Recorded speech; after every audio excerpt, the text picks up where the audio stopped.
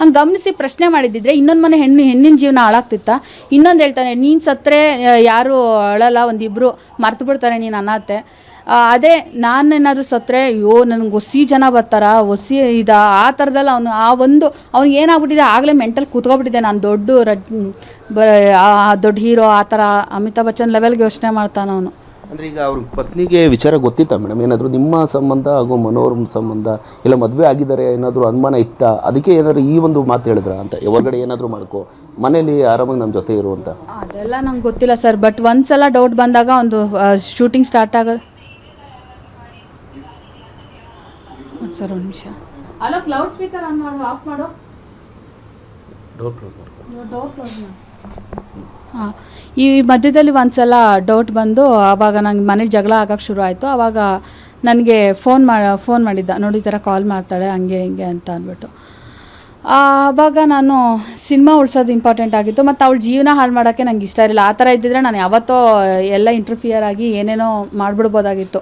First incident pregnant ಆದಾಗಲೇ ನಾನು ಹೋಗಿ ಹೇಳ್ಬಿಡ್ಬೋದಾಗಿತ್ತು. ಆದರೆ ನಂಗೆ ಆ ಹುಡುಗಿ ಜೀವನ ಹಾಳು ಮಾಡೋಕ್ಕೆ ನನಗಿಷ್ಟ ಇರಲಿಲ್ಲ. ಅವಳು ಏನಾರು ಆಗಿರ್ಬೋದು, ವಾಟ್ ಎವರ್. ಬಟ್ ಅವಳು ಒಂದು ಹೆಣ್ಣು, ಅವಳು ಶಾಪ ಹಾಕಿದ್ರೆ ಅದು ನನಗೂ ಅದೊಂದು ಇರುತ್ತೆ, ಹೆಣ್ಮಕ್ಳು ಆ ಥರದ್ದು ನಾನು ನೋಯಿಸಬಾರ್ದು. ಆ ಒಂದು ಒಳ್ಳೆತನ ಇಟ್ಕೊಂಬಂದಿದ್ದಕ್ಕೆ ಇವತ್ತು ನನಗೆ ಈ ನೋವಾಗ್ತಿರೋದು.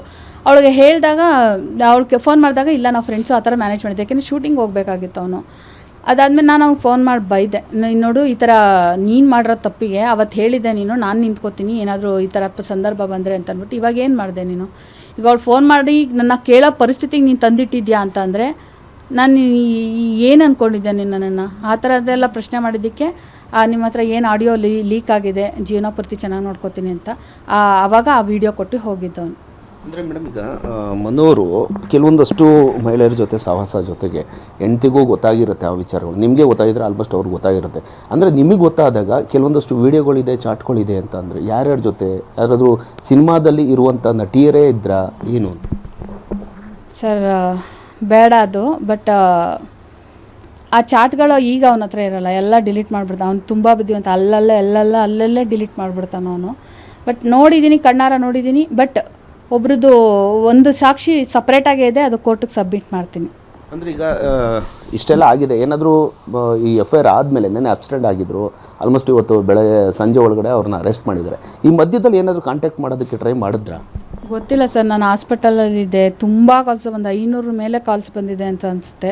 ಅದರಲ್ಲಿ ಯಾವ ಕಾಲ್ ಅಂತ ನನಗೆ ಗೊತ್ತಿಲ್ಲ. ಬಂದಿದ್ದು ಗೊತ್ತಿಲ್ಲ. ಈ ಟೈಮಲ್ಲಿ ಮಾಡಿದ್ರು ಅವ್ನಿಗೆ ಪ್ರಾಬ್ಲಮ್ ಅಂತ ಗೊತ್ತು, ಮೇ ಬಿ ಅದಕ್ಕೆ ಮಾಡಿರಲ್ಲ. ಅವ್ನು ಎಚ್ಚರಿಕೆ ವಹಿಸ್ಕೊಂಡಿದ್ದಿದ್ರೆ ಕೊಡಬಾರ್ದು ಅಂತಂದಿದ್ರೆ ಮೊನ್ನೆ ಮಾಡಿದಾಗಲೇ ನಾನು ಅಷ್ಟು ಬೈದಿದ್ದೀನಿ.